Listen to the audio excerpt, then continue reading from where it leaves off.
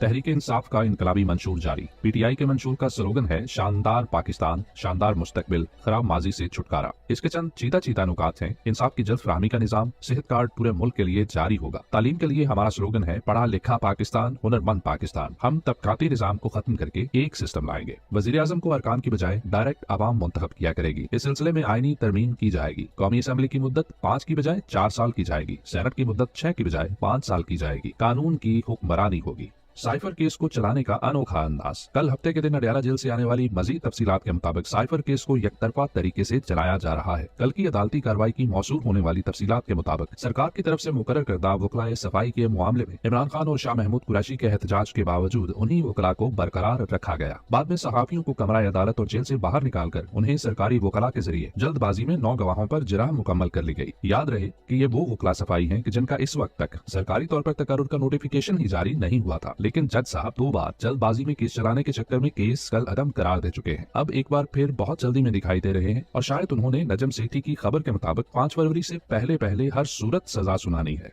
तहरीक इंसाफ की websites block कर दी गई, लेकिन नई गिटहब वेबसाइट बना दी गई। तहरीक इंसाफ का बल्ले का निशान ले लेने के बावजूद, हर तरह से इंतखाबी मुहिम चलाने से रोकने के बावजूद ये बुज़दिल खौफज़दा हुकूमत तहरीक इंसाफ की हर वेबसाइट को भी पाकिस्तान में ब्लॉक कर चुकी है। लेकिन तहरीक इंसाफ की सोशल मीडिया टीम ने हिम्मत न हारते हुए एक और तरीका से नई वेबसाइट जारी कर दी है, जिसका एड्रेस है insafpk.github.io/PTI कैंडिडेट्स। याद रहे कि गिटहब फेसबुक की तरह से एक थर्ड पार्टी सॉफ्टवेयर है जिसे ब्लॉक करना इतना आसान नहीं है।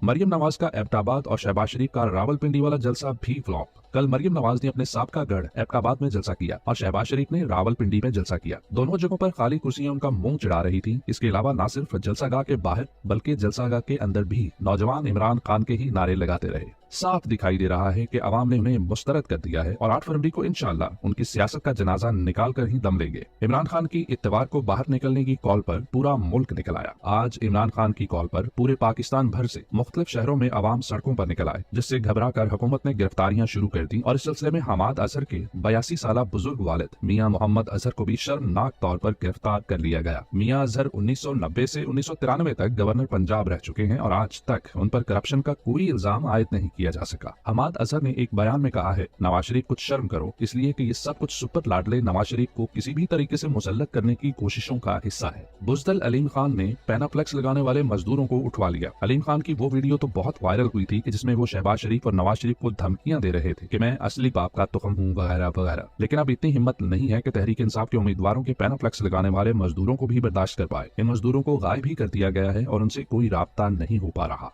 इलेक्शन को 10 दिन रह गए, लेकिन इलेक्शन मुहिम की इजाजत नहीं। झेलम के डिप्टी कमिश्नर साहब, जो कि खैर से रिटर्निंग ऑफिसर भी हैं और इलेक्शन मुनसिफाना करवाना उनकी जिम्मेदारी है, लेकिन बतौर डी वो इस फस्ताई हुकूमत के मुलाजिम भी हैं। उन्होंने झेलम में तहरीक इंसाफ को रैली निकालने की पहले इजाजत दी और अब मनसूख कर दिया। हालांकि इलेक्शन होने में अब सिर्फ 10 दिन बाकी हैं। क्या ऐसे रिटर्निंग अफसरान के होते हुए मुनसिफाना इलेक्शन की उम्मीद भी की जा सकती है? लाहौर में नवाज शरीफ भी यास्मीन राशिद से हार रहे हैं। एक हालिया सर्वे के मुताबिक यास्मीन राशिद नवाज शरीफ से बहुत आगे हैं। इसकी तफसील ये है, NA 130 में पीटीआई की यास्मीन राशिद नवाज शरीफ के मुकाबले में आगे हैं। याद रहे कि यास्मीन राशिद 8 माह से नाहक कैद में है और उनका इंतखाबी निशान लैपटॉप है। PTI 123, PMLN 84। इस तरह से NA 148 मुल्तान में किए गए सर्वे में पीटीआई काफी आगे है। पीटीआई के उम्मीदवार बैरिस्टर तैमूर मलिक हैं और उनका इंतखाबी निशान घड़ियाल है। PTI 121, PMLN 75। मुजरम नवाज शरीफ की एक बार फिर पख्तूनख्वा के अवाम की तौहीन। सजा याफ्ता मुजरम नवाज शरीफ ने एक बार फिर खैबर पख्तूनख्वा की गयूर अवाम के लिए तौहीन आमेज अल्फाज इस्तेमाल करके उनको तकसीम करने की कोशिश की। एक तकरीब से खिताब करते हुए कहा कि हमारे खैबर पख्तूनख्वा के अवाम बेवकूफ है। ये सब इसलिए कि खैबर पख्तूनख्वा की बाशऊर अवाम इमरान खान के साथ डट कर खड़े हैं और हर किस्म के प्रोपेगेंडा के बावजूद नवाज शरीफ जैसे झूठे की बातों में नहीं आते। नवाज शरीफ नफरत बेचने और फैलाने के अव्वलीन मुजरम रहे हैं। उन्होंने जाग पंजाबी जाग का नारा लगाकर नफरतें फैलाई और अब पश्तून कौम के खिलाफ नफरत फैला रहा है। उनका ये जुर्म इस कदर खौफनाक है जो इस मुल्क की जड़ें खोखली कर रहा है। अवाम ने इस बयान पर शदीद गमो गुस्सा का इजहार किया और पीटीआई और मुख्तलिफ तबका फिक्र से ताल्लुक रखने वाली शख्सियात ने इस बयान की शदीद मजम्मत की।